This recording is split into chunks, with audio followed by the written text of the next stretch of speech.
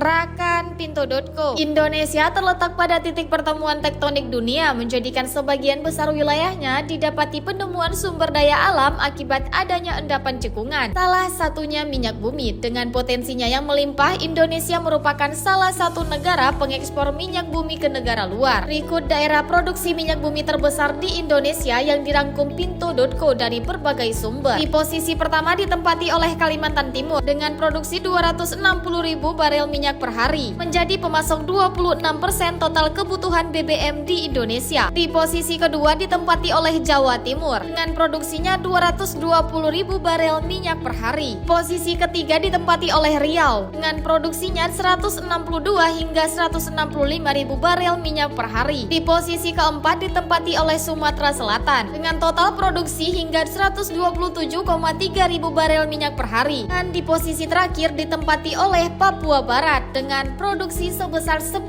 barel minyak per hari. Itu dia 5 daerah yang merupakan penghasil minyak bumi terbesar di Indonesia.